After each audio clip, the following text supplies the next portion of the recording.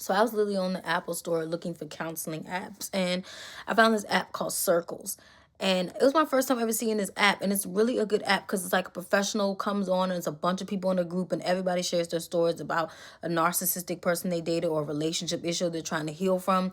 And I hopped in one of the groups tonight, and it was so good. So many women and men spoke up about being hurt, being betrayed, and how they dated a narcissistic person, how the person treated them, and how they kept taking the person back because they loved them, because they didn't want to be alone. And it was one of the best feelings in the world to know that there's people going through the same thing as me. It made me not feel so alone, listening to all those stories and hearing the support that the professional person that was running the group, the stuff that she was saying to everyone. And just, it was like a moment where it was kind of like, it reminded me of an AAA meeting, except for like no alcohol involved, but like everybody just speaking up and telling their stories. And I love stuff like that because I get to hear other people's stories, and it makes you feel like you're not alone because you know somebody else is going through the same thing as you.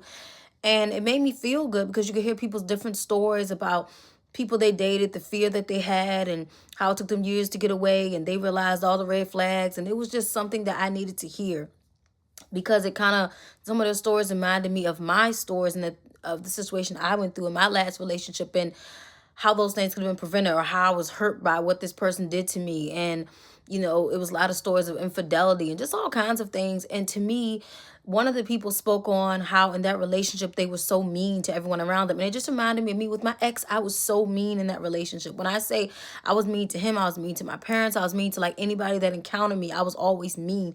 I didn't know how to be nice to people because I was angry from that relationship. All me and my ex did was argue. We argued all the time. It was a lot of disagreements. It was a lot of hurt moments. And so when I heard a lot of the two women speak on how they were angry all the time, but then once they left the relationship, the anger subsided. And so that's how I feel. I feel like since I left that situation, I'm not as angry anymore. I am more calmer. I am more relaxed. I'm more happier. And I finally have the peace that I had never had. And I'm not going to say I was mean all the time. I wasn't mean 24/7, but I was mean majority of the time because, again, I'm broken. I don't know how to handle my emotions. I'm all over the place. I don't want him to leave because I'm scared to be alone. But at the same time, I want him to go because I need my peace, but I don't know how to articulate that.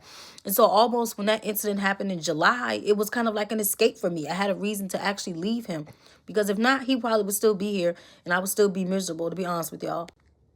But I chose to be happy over misery. And so even though I'm sad about the breakup, and I'm like sad that he moved on so fast, listening to those people's stories made me realize how sometimes you have to let go of people and it's okay. Sometimes you have to put yourself first and do what's best for you.